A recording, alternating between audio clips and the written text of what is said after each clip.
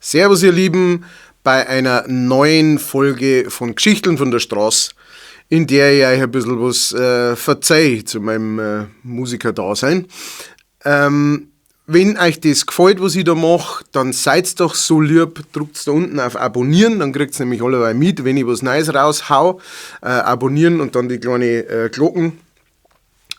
Und lasst ein Like da, wenn es euch gefällt.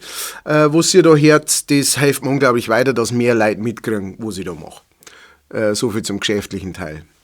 Heute geht es um die, ja nicht ganz die Anfänge, aber so die Anfänge und das Reinkommen ins Musiker-Dasein, ja, in dieses Business, in dieses Bekannte. Grandiose. Da muss ich gleich mal ein Schlickerl von meinem Humpen.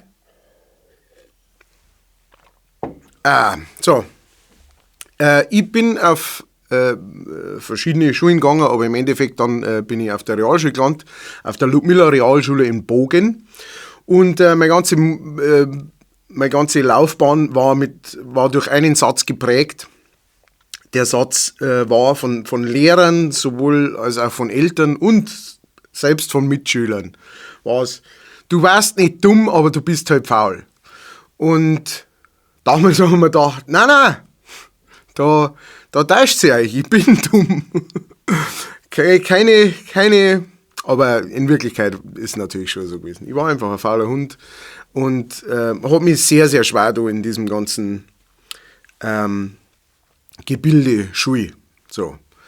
Vor allem, wenn ich andere gesehen habe. Also ich meine, so die meisten, mit denen ich in die Schule gegangen bin, egal jetzt in welche Schule, die waren ganz normale Schüler. Ja? Die waren halt in dem besser und in dem ein wenig schlechter und so weiter. Und das hat es mehr interessiert und das weniger.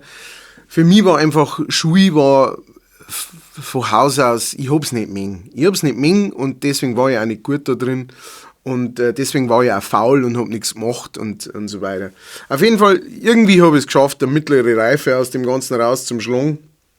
Mit Ach und Krach. Und eigentlich auch nur durch die massive Hilfe von meinem alten Freund, vom Sebastian Feigl, der mich einfach im letzten Jahr zum Lernen gezwungen hat. Ne? Auf jeden Fall, ich habe es geschafft, irgendwie einige von meiner Blasen, von meiner Gang, die sind dann losgestartet und sind dann auf die Voss gegangen. Ich habe eine Lehre angefangen als Schreiner. Ich habe so den groben Plan damals im Kopf gehabt, wenn man es einen Plan nennen will, dass ich vielleicht irgendwann einmal sowas wie Gitarrenbauer werden wollte, weil damals habe ich schon Musik gespielt. Mit verschiedensten Bands und habe mir gedacht, das war doch was Gutes. Stellt sich raus, ich bin komplett talentfrei in dieser Richtung, sowohl handwerklich als überhaupt. Einfach, ich war kein guter Schreiner und es gab so viel in meiner Berufsschulklasse, da hast du gemerkt, das ist denen eher Ding, das ist denen eher Style. Die können das richtig gut, die machen das mit Leidenschaft, die haben da ein Gespür dafür, die haben ein Verständnis dafür. War bei mir nicht zum Finden. Das tut mir auch bis heute leid für alle meine Arbeitskollegen, die damals mit mir zusammenarbeiten haben müssen, mehr oder weniger. Also ich meine, es war keine Katastrophe, aber nah dran, möchte ich jetzt einmal im Nachhinein sagen. Hauptsächlich deswegen, weil ich hab irgendwie einen anderen Plan gehabt in meinem Kopf, der natürlich unerreichbar war. Für mich, der aus einer Arbeiterfamilie kommt, irgendwas in die Richtung Musik oder künstlerisches Arbeiten oder sowas zu machen, war einfach, das ist nirgends gestanden. Nicht einmal auf der Rückseite vom Plan ist das gestanden. Es ist nirgends gestanden. Und deswegen war halt, lernst halt Schreiner, hat mir besser gefallen als Metallbau und sowas, Maschinenbau. Und ich hab was gelernt, das möchte ich gar nicht sagen. Ich habe coole Kollegen gehabt, wir haben einen Haufen Gaudi gehabt, das waren saulustige Typen, wo ich gelernt habe. Und auf jeden Fall, als ich fertig war mit dieser Lehre, haben sie uns in der Berufsschule gesagt, naja, als nächsten Schritt, jetzt geht man zum Meister, ne, gehst zu deinem Chef und sagst, wie schaut's aus, ne, kannst du mich vielleicht übernehmen, ne, kann ich bei dir als Gesell arbeiten, wenn ich meinen Gesellenbrief habe. Und dann habe ich das auch gemacht, weil es war der einzige Plan, wenn da überhaupt irgendwie einer war. Also bin ich irgendwann zum Chef gegangen, zum Thomas, und habe gesagt, ja, du, ich würde gern, darfst du mich übernehmen. Ich glaube, ich habe nicht gesagt, ich würde gern übernommen werden. Das war ja klar gewesen. Darfst du mich übernehmen. Und er hat halt gesagt, ja, du, es tut mir echt leid, aber ich weiß es die Auftragslage und bla bla bla, und ich habe eigentlich genug gesehen und was man halt, ne, also er wollte halt einfach freundlich und nett sein, mit Sicherheit. Aber das sind jetzt lauter Worte, die ich ihm da in den Mund, oder Gedanken, die ich ihm da in den Kopf setze, ich weiß es nicht. Auf jeden Fall hat er gesagt, das geht leider nicht. Und ich habe gesagt, ja, okay, verstehe, natürlich. Aber innerlich war ich so wie, okay, gut, besser so. Und dann ist eine irre Story losgegangen mit arbeitslos sein, und ich bin dann mit ein paar Kumpels auf Regensburg gezogen, weil die waren mit der FOS fertig und haben das Studieren angefangen, und ich war mit der Lehre fertig und habe nicht gewusst, was ich sonst machen soll. Und dann war ich in einem ziemlichen Santeljahr in der Nähe von Regensburg, ein bisschen außerhalb, war unser WG. Und habe nicht viel gemacht, bis auf Lieder schreiben, und ich habe nicht einmal Auftritte gespielt oder so, es hat keine Auftritte gegeben für mich, mich hat keiner kennt, es gab keine Möglichkeit, groß Auftritte zu spielen. Hier mal auf einer Party oder hier mal auf einem kleinen Festival, so einem kleinen Indie-Festival, das da irgendwo aufgezogen worden ist, solche Sachen, aber jetzt nicht richtig Auftritte spielen. Und auch da war es nur so, ich war ziemlich perspektivenlos und habe nicht gewusst, was ich machen soll. Ich habe eine sehr ausgiebige Findungsphase gehabt, die auch nicht immer gut verlaufen ist. Und habe halt, war arbeitslos, dann habe ich ein paar halt so verschiedenste kleine Jobber gemacht, da mal 3 Wochen irgendwo ausgeholfen und bei BMW in Obertraubling mal Bäume gepflanzt, kann ich mich erinnern, und und dann im Lager gearbeitet von irgendeiner Firma. Lauter solche Sachen, halt immer so begrenzte Sachen, oder bei der Inventur geholfen, lauter sowas. Mit sowas habe ich mich irgendwie durchgeschlagen. Und nebenher halt Lieder geschrieben und Musik gemacht. Auch wenn es nicht wirklich in Gegenwart von einem Publikum war, wirklich. Naja, irgendwann hat meine Frau dann gesagt, also meine jetzige Frau, meine damalige Freundin, gesagt, was treibst du denn da, wo soll denn das hinführen? Ne? Ich glaube, die ist auch schon langsam ein bisschen, so, was haben wir denn da für einen angelacht, ne? Ja. Was ich auch nicht zum Verdingen war. Auf jeden Fall, sie hat gesagt, was du wirklich machen willst, ist Musik, oder? Und ich so, ja, schon, aber, ne? Und zu dem Zeitpunkt war ich aber dann fast ein Jahr lang arbeitslos. Und damals war es so, gerade wenn du so frisch, praktisch direkt aus der Lehre raus, ich habe meinen Gesellenbrief gekriegt und habe nie mehr als Schreiner gearbeitet, auch seitdem.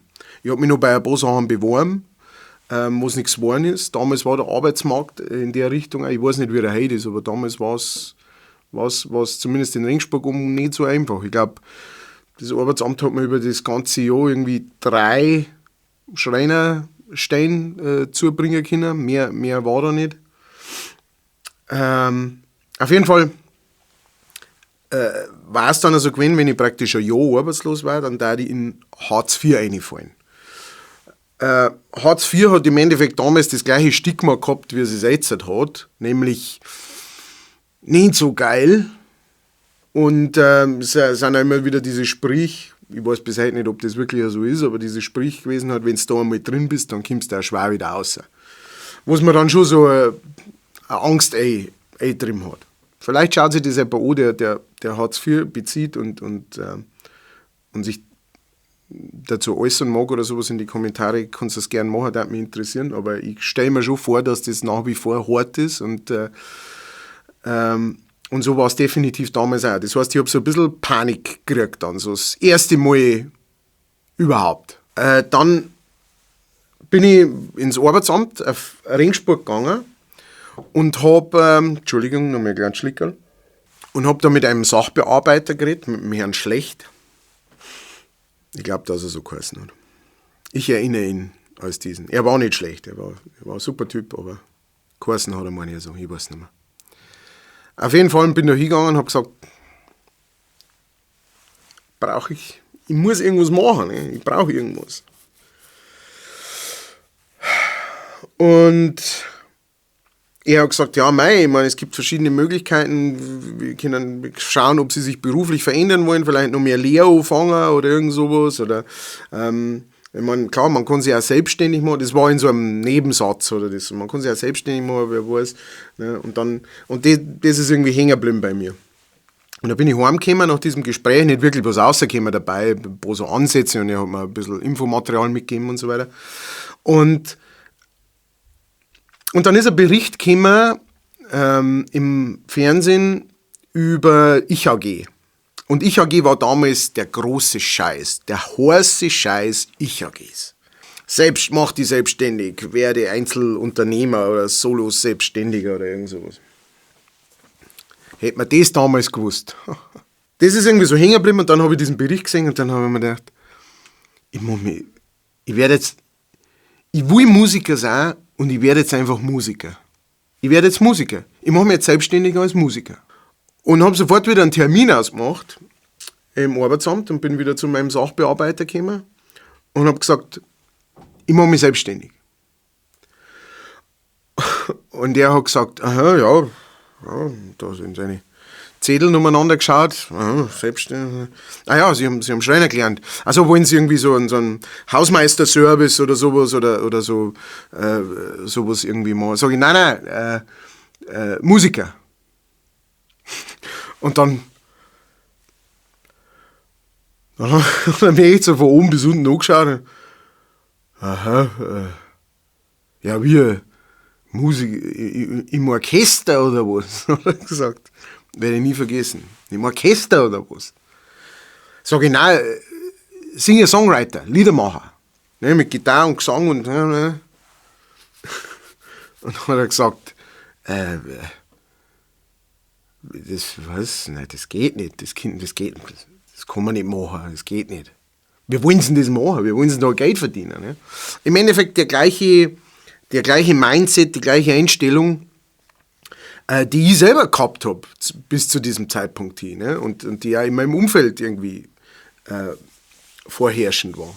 Und dann hat er gesagt, Sie müssen da einen Businessplan schreiben, Sie müssen da reinschreiben, wie Sie das machen wollen, wie das funktionieren soll und so weiter und so fort. Ne? Und den können Sie mir dann einmal bringen und dann schauen wir uns den an. Aber ich sage es Ihnen ganz ehrlich, also sowas hat es noch nie gegeben. Okay, habe ich gesagt. Und da ist bei mir wirklich das erste Mal, und das hat mich selber überrascht, weil bis dahin war ich wirklich so ein komplett zielloser. Und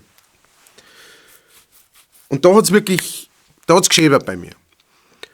Und dann bin ich heim und dann bin ich, meine Freundin hat damals auch in einer anderen WG gewohnt und die Freundin, mit der sie da gewohnt hat, die hat einen Computer gehabt und Internet.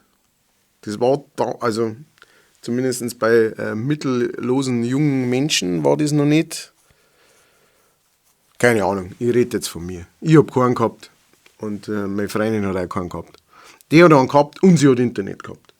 Und dann bin ich da ins Internet und habe geschaut halt nach, ja, was man da genau machen muss, ne? und Businessplan, wie schreibt man einen Businessplan? Und dann habe ich einen Businessplan gefunden von einem Nagelstudio. Es war ein kompletter Businessplan von vorn bis hinten. Keine Ahnung, 7, 8 Seiten oder sowas. Und den habe ich runtergeladen, habe mir den ausgedruckt Und habe dann angefangen, praktisch alles, was mit Nägeln und so weiter zu tun hat, praktisch auszustreichen.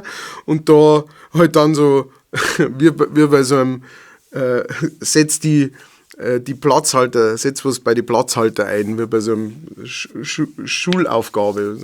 Und habe halt dann da Nagelstudie auch geschrieben und Singer-Songwriter eingeschrieben. Und da das und das sein. Ne? Und habe das alles praktisch so durchgearbeitet, bis das so passt hat. Und dann war da, ja, wo kommen Aufträge her? Und dann habe ich im Internet geschaut, alle Auftrittsmöglichkeiten oder fast alle Auftrittsmöglichkeiten, die es gibt, in Süddeutschland zumindest mal oder sowas. Ne? Die habe ich da alle raus, mit Adressen und allem drum und dran, rauskopiert und habe halt dann natürlich eine neue Datei aufgemacht und habe das alles schön abgeschrieben und habe dann da die Links rein und so weiter und habe gesagt, ja, was haben, ne? Also muss man dann reinschreiben, was man schon alles hat. Und sage, ja, Gitarre habe ich, Mikrofon habe ich, eine kleine Anlage habe ich, Kabel habe ich, alles aus dem Arsch gezogen, was mir eingefallen ist. Ne? Plektrum, Gitarrenbleck drin habe ich ganz viel, eine Demo habe ich auch schon zum Verkaufen, das habe ich auch alles. Und habe diesen Businessplan zugeschissen mit Sachen, die im Endeffekt überhaupt nichts bedeuten und wo man auch nicht ablesen kann, ob das was wird oder nicht. Bin mit diesem Businessplan und mit dem fertigen Antrag auf Ich-AG, bin ich wieder ins Arbeitsamt und habe gesagt, also, da haben wir es. Und er war zuerst einmal schon ziemlich, weil der hat natürlich auch schon mit Gesprächen von mir und so weiter, und hat der auch schon gemerkt, der Typ ist jetzt nicht wirklich fixiert und weiß, was er will, sondern der ist eher so, keine Ahnung, ich weiß nicht. Und der war wirklich, das hat ihm imponiert anscheinend irgendwie. Hat sich das alles durchgelesen. Und dann ist irgendwann, da musst du halt auch so eine Rechnung aufstellen, wo halt dann drin steht, also da, durch solche Sachen verdiene ich so viel und durch so viel verdiene ich so viel und dann kommt noch da was rein und da kommt auch noch was rein und am Ende kommt dann das dabei raus. Und da sind dann irgendwie 800 Euro netto rausgekommen praktisch. So im ersten Jahr. Aufs erste Jahr, glaube ich, hat man das so, oder die ersten 2 Jahre oder so. Und dann hat er zu mir gesagt, ja, aber 800 Euro netto, wie wollen Sie denn davon leben? Und dann habe ich gesagt, ja, ich lebe gerade von 450 Euro netto. Das war damals mein Arbeitslosengeld, weil ich ja nie als Gesell oder sowas gearbeitet habe. Das heißt, ich habe wirklich halt von meinem letzten Schreinerlehrlingsgehalt, von dem habe ich dann mein Arbeitslosengeld gekriegt. Also ich habe 420 Euro oder sowas gehabt. Ich habe gesagt, ich lebe jetzt von dem. Das war schon 2-mal so viel. Ja, Er war immer noch nicht sicher irgendwie, und ich glaube nicht, dass er das böswillig oder sowas gemacht hat, sondern ich glaube, der wollte mich echt selber schützen vor meinem Untergang, so quasi. Ne? Und dann hat er gesagt, ja, also Sie müssen jetzt halt auf jeden Fall nur zu einem Steuerberater gehen, der sich das auch nochmal anschaut, ne? Ob das einen Sinn macht. Und dann bin ich zu einem Steuerberater gegangen und habe gesagt, der soll sich das einmal anschauen. Und es war ein Bekannter und der hat gesagt, ja, naja, das lässt sich gar nicht so schlecht. Ja, kriegst meinen Stempel, kriegst meine Unterschrift. Mit Stempel und Unterschrift zum Herrn Schlecht gegangen. Bittchen, da schauen Sie her, vom Steuerberater. Er war wieder beeindruckt. Ja, na gut dann, na probieren wir's. Und dann habe ich die erste und einzige Singer-Songwriter Ich-AG gegründet, die es gegeben hat.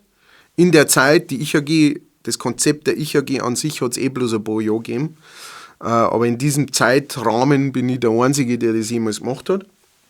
Die Ich-AG hat so ausgeschaut, du hast im ersten Jahr, ich weiß nicht mehr genau, aber im ersten Jahr hast du, glaube ich, 600 Euro. Also du hast höchstens 3 Jahre Förderung kriegen können. Du hast im ersten Jahr 600 Euro im Monat gekriegt. Als Unterstützung praktisch zum Aufbauen deiner Karriere. Im zweiten Jahr sind es noch 300 gewesen, im dritten Jahr 250 oder sowas.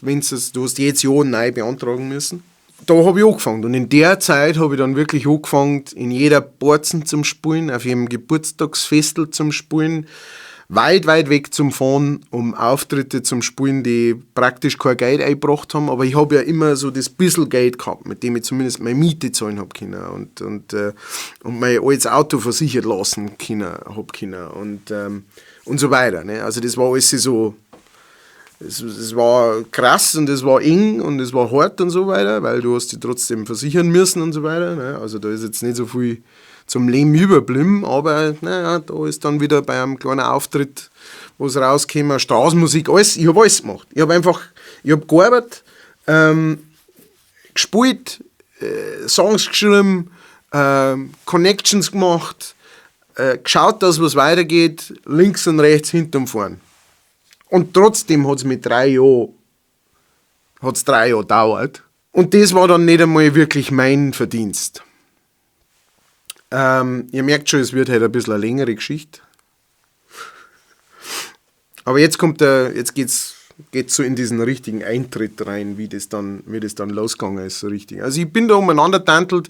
Es hat nach wie vor nicht wirklich besonders Leute interessiert oder sowas. Ich habe Plattenfirmen angeschrieben damals und Managements und so weiter. Es ist alles nichts geworden, es hat alles nicht funktioniert. Keiner zurückgeschrieben oder wenn er zurückgeschrieben hat, dann halt, sorry, aber was du machst, interessiert mich nicht. Und im letzten Jahr, da war ich kurz davor, dass praktisch die Ich-AG-Zeitspanne von 3 Jahren beendet ist. 2007 war das. Habe mir echt überlegt, okay, ich bin jetzt, die 3 Jahre sind jetzt dann rum und es ist echt hart zum Überleben. Es ist echt hart, das zusammenzukriegen. Und wenn jetzt dann die 250 Euro, die ich noch kriege von der Ich-AG, wenn die jetzt dann auch auslaufen und nicht mehr kommen, dann bin ich echt am Hund, weil ich schaff's einfach nach wie vor allein nicht mit meinem Zeug. Obwohl ich so viel gespielt habe, aber es waren halt teilweise echt einfach schlecht oder gar nicht bezahlte Auftritte. Wo es einfach nur darum gegangen ist, sich bekannter zu machen oder irgendwas, ne? Irgendwie weiterzukommen. Dann hilft es nicht, dann muss ich sowieso was anderes machen. Ja, und dann kriege ich irgendwann einmal diesen Anruf. Diesen Anruf von meinem alten Spätzl, am Otto Schellinger, den ich zu dem Zeitpunkt, soweit ich mich erinnern kann, schon eine ganze Zeit nicht mehr gesprochen habe oder von ihm gehört habe oder sowas. Der war in Minger, ich war in Regensburg, wir sind alle zwar aus der Straubinger Gegend, aber jeder ist so seinen Weg gegangen und irgendwie manchmal hat man sich mal zufällig getroffen, ne, wenn zufällig gerade jeder irgendwo, aber wir haben uns schon eine ganze Zeit lang nicht mehr gesehen. Ruft mich an auf dem Handy. Denke ich mir, der Otto, was treibt denn der? Hey, aber der ich kenne. Servus, was ist denn los? Du, pass auf, ich bin jetzt dann auf Tour mit so einem Mädel, die bringt jetzt die erste Platten raus, die ist total jung, die ist nicht sehr, ja, wir gehen dann auf Tour, große Tour. Und wir brauchen aber noch eine Vorband. So, jetzt kommen hier die E-Mails rein. Wir brauchen nur eine Vorband. Und zwar brauchen wir deswegen eine Vorband, weil, ja, es ist die erste Platten. Wir haben ein Programm von 1 Stunde und 20 oder sowas. Wir brauchen, um den Abend voll zu machen, brauchen wir noch jemanden, der davor ein bisschen spielt. Und das war doch was für die. Und ich war gar nicht so wie, ja, sondern ich war eher so wie, ja, weiß ich jetzt halt nicht. Ich habe das Prinzip von Support, also Vorband oder Vorgruppe oder sowas, das war für mich irgendwie so wie, ja, das haben wir halt früher gemacht mit unserer Punkband, da haben wir halt dann Vorband von irgendjemandem, aber ich möchte ja meine eigenen Abende so, also ne, auch wieder hier, ne, jung und dumm einfach. Ich war ja bloß 3 Jahre, 2 Jahre, ich war bloß ein Jahr oder 2 Jahre älter als die Clouchy. Auf jeden Fall habe ich so gesagt, ja, ich weiß jetzt auch nicht, glaubst du, ist das? Und er so, du machst es. Ja, okay, naja, gut. Und er hat gesagt, komm an dem und dem Tag ins Hinterhalt nach Gating, da haben wir unseren ersten Auftritt. Das Mädel heißt Claudia Korek. Und schalte mal Bayern 3 ein. Die kommt jetzt dann bald im Radio. Da geht es nämlich bald richtig ab. Und erstens habe ich mir gedacht, was labert er da? Das kann er doch gar nicht wissen, so quasi. Dabei war das schon alles natürlich in Vorbereitung und so weiter. Ne? Aber das habe ich nicht gewusst. Und ja, dann habe ich Bayern 3 gehört. Und irgendwann kommt auf einmal, ja, und jetzt der neue Star ich weiß nicht, was gesagt haben, keine Ahnung, aber Claudia Korek mit ihrem Song Flirgen. Und dann kommt Flirgen. Der erste neue bayerische Popsong, der im Radio gelaufen ist. Und erst einmal ist natürlich aufgefallen, wow, leck, singt die gut, leck mich am Arsch. Und es war ein wahnsinnig guter Popsong. Ne? Und ich fliege auf und davon. Sau gut. Und ich habe zu meiner Freundin gesagt, hey, das ist dem, wo ich jetzt dann das ist gut. Auf jeden Fall, irgendwann war dieser Termin da. Es war nicht lang, vielleicht ein paar Wochen später oder sowas. Und ich war in Gelting im Hinterhalt und bin da rein, zum Soundcheck reingekommen. Habe alle kennengelernt, also einen Otto habe ich schon kennt und den Gitarristen, der Dombert, den habe ich auch kennt, der ist auch aus unserer Gegend. Ein Schlagzeuger, einen Manni Müller habe ich kennengelernt und dann so einen Typen von ihrer Agentur, Patrick Oginski hat der geheißen. Aha, ja, servus, grüß, ja, servus, ich bin der Keiner, habe die Ehre, grüß dich. Ja. Und bevor ich da hingefahren bin, habe ich so ein ganz Backel, habe ich sowas da? Nein. Habe ich so ein ganz Backel CDs gebrannt, ja, weil damals meine Demos, die ich aufgenommen habe, die habe ich selber brennt und dann selber ein Booklet gemacht und ausgeschnitten und selber gefaltet und da rein und da, und das habe ich dann mit meinen Demosongs, waren glaube ich 8 oder 9 Demosongs drauf, habe ich für einen 10er verkauft, wenn ich Auftritte gehabt habe. Und da habe ich immer so Backerlweise, also ich habe so ein Backerl CDs gekauft, also CD-Rohlinge, habe die alle brennt, habe die gemacht und dann habe ich wieder eine Zeit lang welche gehabt. Da haben 30 haben da reingepasst und das hat eine Zeit lang gelangt. Und ja, ich bin da hin und habe dieses Backel dabei gehabt und ich habe mir gedacht, so als Entscheidung, ob ich diese Tour dann wirklich mitfahre und mitspiele. Weil das war so praktisch das, damit sie Claudia mal anschauen kann, was der da macht und ob das passt auch zu ihr und ob sie da happy ist mit dem. Und dann habe ich die mitgenommen und habe mir gedacht, also, wenn ich 5 davon verkaufe, 5, dann habe ich ein Benzingeld herin und dann kann ich diese ganzen Auftritte mitfahren. Weil klar, ich verdiene kein Geld, aber ich verkaufe 5 und es ist cool. Ne? Und ich zahle nicht drauf. Weil ich habe keinen Bock drauf zum Zahlen. Ich habe auch gar kein Geld drauf zum Zahlen. Ich kann es mir nicht leisten, drauf zum Zahlen. Wenn ich 10 verkaufe, 10 CDs, wenn ich verkaufe, dann habe ich mein Benzin herin und habe sogar noch ein Geld verdient. Und wenn das mehrere Auftritte sind, ich weiß ja nicht, wie lang das diese Tour ist, aber wenn das 20 Auftritte sind und ich verdiene bei jedem Auftritt einen 50er, dazu zu meinem Benzingeld, das ist ja der Wahnsinn. Das war ja super. Und das war mein Plan. Und von dem habe ich es abhängig gemacht. Und mir gedacht habe, wenn ich keine CDs verkaufe oder eine oder sowas, dann kann ich da nicht mitfahren, weil ich mir es nicht leisten kann. Wenn ich 5 verkaufe, kann ich mitfahren. Und wenn ich 10 verkaufe, dann funktioniert das so richtig. Ne? Dann habe ich einen 50er am Abend verdient. Okay, wir kommen da hin, wir lernen uns kennen, wie schon gesagt. Soundcheck, alles gut. Und dann kam der Auftritt. Ne? Es war 8 irgendwie und ich bin auf die Bühne gegangen, ohne irgendwelche, jetzt kommt die Vorband, sondern ich bin halt einfach aufgegangen mit meiner Gitarre.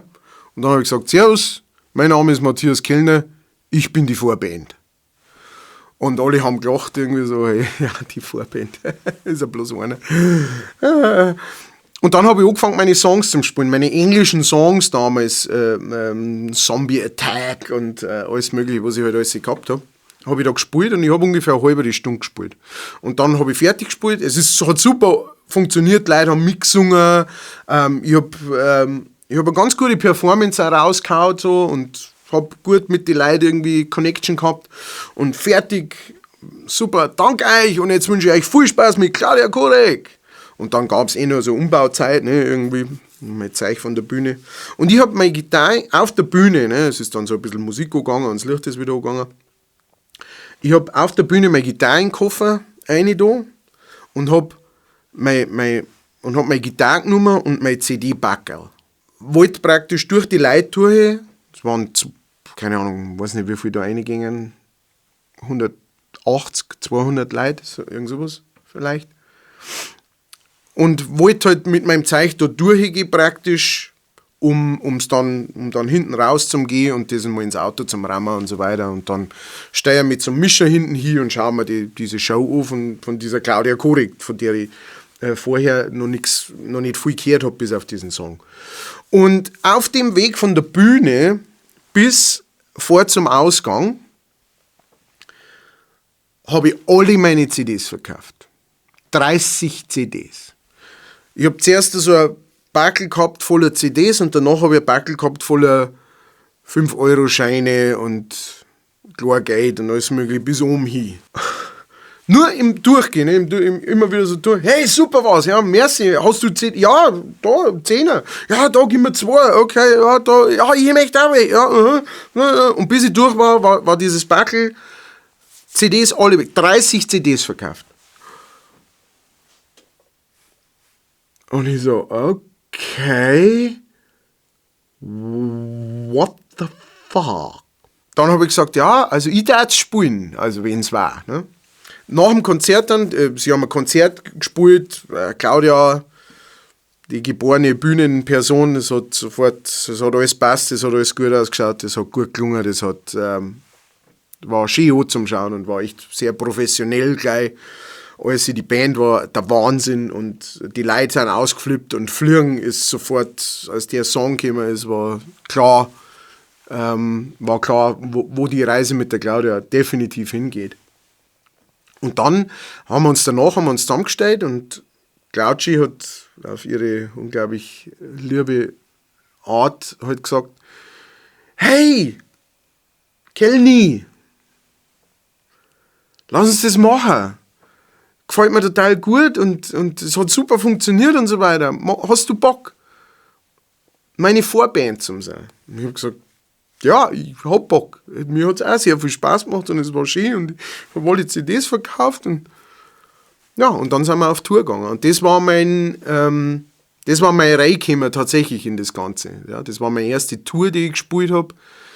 Eine grandios coole Tour mit liebe Leuten, auf der Tour bin ich dann irgendwann auch zum Patrick Oginski gegangen von der Agentur Südpol und habe zu ihm gesagt, dass ihr mich auch nehmen, so. Und er hat gesagt, ja, ich sehe dich jeden Abend, also ich finde gut, was du machst, ich darf dich auch nehmen. Und dann habe ich meine Agentur gehabt und ein Jahr später haben wir angefangen, die erste Platte aufzunehmen, die This Ocean Life. Und so ist der hingegangen.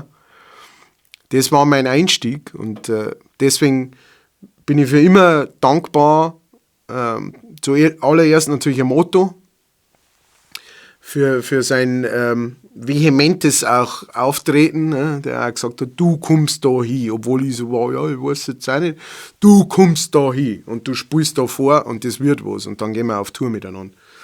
Und natürlich gleichzeitig auch der restlichen Band und speziell natürlich der Claudia, weil die hat es entscheiden müssen, es war ihre Tour, es waren ihre Auftritte und dann, dass sie mich mitgenommen hat und dass sie gesagt hat, ich vertraue dem auch, ne? Weil ich hätte am nächsten Tag auch irgendwie Scheiße spielen können oder von der Bühne aus pöbeln oder was weiß ich was. Oder es hätte sich schnell, man hätte schnell erkennen können, dass der Typ irgendwie sauft jeden Abend wieder irre und dass es echt schlimm ist, mit dem zum Arbeiten oder sowas. Aber sie hat mir vertraut und sie hat mich mitgenommen und das hat begründet, dass ich dann Musiker geworden bin. Dass ich einen Plattenvertrag gekriegt habe, dass ich eine Agentur gefunden habe. Und genauso auch gilt mein Dank an Patrick, der sich das jeden Abend angeschaut hat und gesagt hat, aha, interessant, ich glaube, mit dem kann man was machen. Und ja, das ist meine Geschichte für heute. Die Geschichte von dem Beginn einer Musikkarriere, die wo jede natürlich sehr, sehr anders ist und sehr, sehr unterschiedlich ist. Das ist meine, ich bin stolz drauf. Ich bin froh, dass ich früher nur die Kurven gekriegt habe. Das hat mein Leben maßgeblich verändert. Genauso wie der Herr Schlecht. Wobei man natürlich, wie gesagt, also man muss im Endeffekt sagen, das möchte ich schon auch realistisch darstellen, die Ich-AG selber hat nicht wirklich was gebracht, die hat mich nicht weitergebracht. Was mich weitergebracht hat, war der Anruf von einem alten Spätzl. Der hat mich weitergebracht. Die Ich-AG hat mich nur insofern, also karrieremäßig hat es mich nicht weitergebracht, die hat mich nur insofern weitergebracht, dass ich gecheckt habe, ich muss arbeiten für das, was ich will, und es ist nicht selbstverständlich, dass man in diesem Geschäft seinen Fuß fasst, vor allem halt mit seinem eigenen Zeug. Das war ja mein Ziel war ja nicht, einfach mich Musiker nennen zu können. Da hätte es andere Möglichkeiten auch gegeben. Da hätte ich auch bei jemand anderem mitspielen können oder hätte, keine Ahnung, in einer Partyband oder in einer Coverband spielen können. Das war nicht das, was ich wollte. Ich wollte was anderes. Ich wollte meine Art, meine Sicht auf die Welt und mit meinen Möglichkeiten beschreiben und wollte die Möglichkeit haben, das rauszutragen und vor Leuten zum Spielen, Auftritte zum Spielen, auf Tour zum Gehen, Leute kennen zum Lernen. Durch meine Musik, durch das, was da drin irgendwie anfängt. Ja, und das muss ich irgendwie in letzter Zeit recht oft denken, jetzt in dieser seltsamen Situation, in der wir uns befinden. Ich freue mich sehr drauf, wenn ich wieder spielen kann. Ich hoffe sehr auf den Sommer. Möchte mich ganz herzlich bei euch bedanken fürs Zuhören. Ich hoffe, es ist nicht zu langweilig geworden. Und wir hören uns bald bei einer anderen Geschichte von der Straße. Bis dahin, macht's es gut. Eine Sache ist mir gerade noch aufgefallen, wo ich gerade beim Schneiden bin von dem Video. Seid doch so lieb und schaut unten in der Beschreibung vom Video. Da gibt es Links, wo ihr sehen könnt, wie ihr mich unterstützen könnt, wenn ihr das mögt. Vielen Dank.